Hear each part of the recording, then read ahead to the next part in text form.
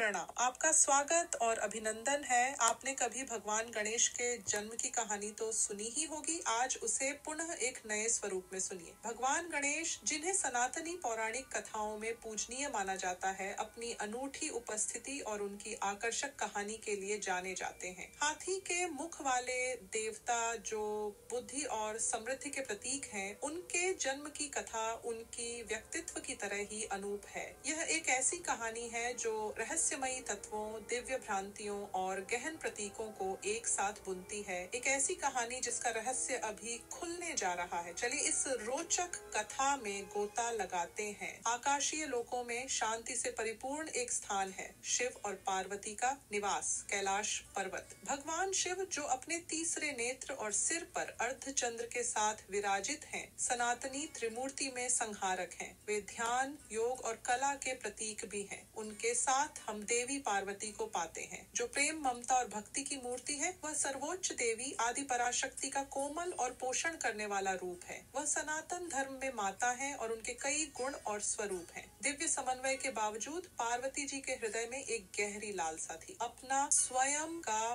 पुत्र हो। यह इच्छा केवल एक चाह नहीं थी, बल्कि उनके गहरे प्रेम और पोषण प्रकृति की हार्दिक अभिलाषा थी। और इस प्रकार एक अद्वितीय देवता के जन्म की पृष्ठभूमि तैयार हुई। एक दिन देवी पार्वती ने अपने पुत्र का सृजन करने का दृढ़ निश्चय किया। उनके भीतर एक दिव्य भावना जागी, अपने ही तत्व से जीवन की रचना करने की आकांक्षा। इसलिए उन्होंने एक अनोखा मार्ग अपनाया। अपने स्नान के समय उन्होंने अपने शरीर पर लगे हल्दी के लेप से एक छोटे बालक की आकृति बनाई। उन्होंने उस आकृति में प्राण डाले और इस प्रकार भगवान गणेश का जन्म हुआ। गणेश जी की आंखें भोलेपन और बुद्धि से झलकती तथा अनंत ब्रह्मांड को प्रतिबिंबित करती थी। उनकी हंसी स्वर्ग की घंटियों की मधुर ध्वनि की तरह गूंजती थी। उनकी उपस्थिति एक उज्ज्वल आनंद की किरण थी, जिसने देवी पार्वती के हृदय के कोनों को पहली बार इस प्रकार से उज्ज्वलित कर दिया। देवी पार्वती का हृदय एक अवर्णनीय भावना से भर गया, गर्व और शुद्ध मातृ प्रेम से। स्वर्ग लोक के प्राणी भी इस अद्वितीय देवता के प्रकट का उत्सव मना रहे थे। पार्वती जी की प्रसन्नता की कोई सीमा नहीं रही जब उन्होंने अपने पुत्र को, अपनी रचना को अपने हृदय से लगाया। भगवान गणेश अपने नवजात रूप में भी एक शक्तिशाली आभा का उत्सर्जन कर रहे थे, जो उनके दिव्य उत्पत्ति का प्रमाण था। वह शुभारंभ के प्रतीक थे, समृद्धि, बुद्धि और विपत्तियों के विरुद्ध सुरक्षा के अग्रदूत थे। उनका जन्म दैवीय इच्छा शक्ति और एक माँ के प्रेम की गहराई का प्रतीक था। हालांकि यह हर्षित वातावरण थोड़े समय के लिए ही रह सका। जब स्वर्ग लोक में उत्सव की ध्वनि गूंज रही थी, तो अनिश्चितता की छाया भी मंडरा रही थी, क्योंकि इस हर्षोल्लास के बीच नियति की अपनी योजनाएं थीं। देवी पार्वती अपने पुत्र के प्रेम में मग्न थीं, आने वाले परीक्षणों से अनभिज्ञ। यह तो बस एक ऐसी कथा की शुरुआत थी जो दिव्य रहस्यों से भरी हुई थी। एक ऐसी कहानी जो हमेशा के लिए पुराणों में गूंजती रहेगी। गजमुख वाले प्रिय देवता भगवान गणेश की पहचान को आकार देने वाली कैलाश की शांति एक अप्रत्याशित आगंतुक द्वारा जल्द ही बाधित हो गई। भगवान शिव संहारक, रूपांतरक का अपनी डरावनी और शक्तिशाली आभा के साथ इस कथा में प्रवेश हुआ। अपने ही पुत्र भगवान गणेश के जन्म के बारे में अनजान, वह अपने निवास के प्रवेश द्वार की रक्षा कर रहे इस अपरिचित आकृति को देखकर चकित थे। बालक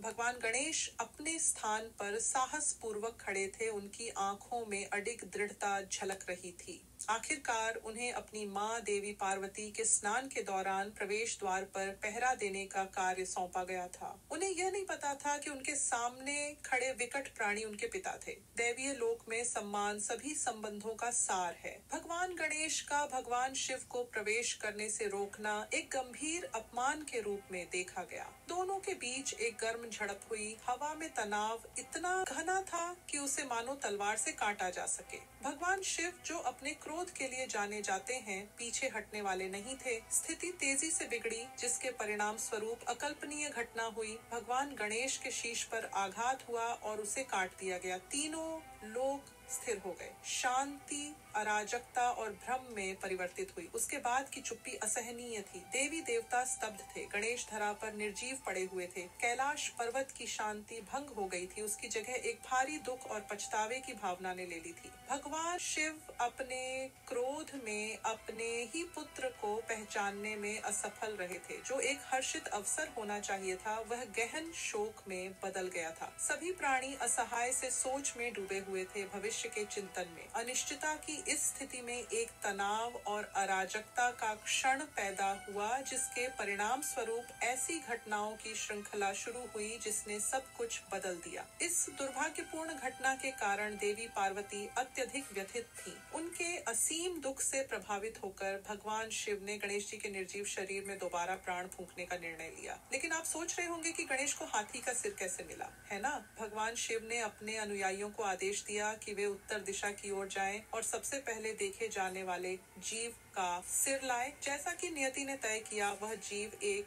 बुद्धिमान और सौम्य हाथी निकला। उसी के सिर को गणेश के शरीर से जोड़ा गया, जिससे उन्हें फिर से जीवन मिला, किंतु अब उनका हाथी का सिर था। तो इस पुनर्जीवन ने एक नए देवता के जन्म को चिन्हित किया। एक ऐसा देवता जिसमें हाथी की बुद्धि और बालक सी सरलता व सौम्यता थी। इस प्रकार भगवान गणेश गजानन के स्वरूप में अस्तित्व में आए। इसी प्रकार भगवान गणेश की विचित्र जन्म कथा का भी सृजन हुआ। एक ऐसी कथा जो दिव्य माता पिता से आरंभ होती है, देवता के चमत्कारी जन्म की ओर अग्रसर होती है। भगवान शिव के साथ अप्रत्याशित सामना और भगवान गणेश का अद्भुत पुनर्जीवन, प्रत्येक घटना दिव्य प्रेम और बलिदान की शक्ति का प्रमाण है। इससे हमें दृढ़ता का पाठ सीखने को मिलता है, जो हमें विपत्ति के सामने धैर्य बनाए रखने के महत्व को सिखाता है। और यह, प्रिय श्रोताओं, भगवान गणेश के जन्म की मंत्रमुग्ध करने वाली कथा है। एक कहानी जो दिव्य प्रेम, बलिदान और दृढ़ता से ओतप्रोत है। आशा है कि आपको यह वीडियो अच्छा लगा। कृपया मुझे प्रोत्साहित करने के लिए सब्सक्राइब, लाइक, कमेंट, शेयर करने की भी कृपा कीजिए। अनेक आभार के साथ आपसे कुछ ही समय में फिर से भेंट होगी। प्रणाम।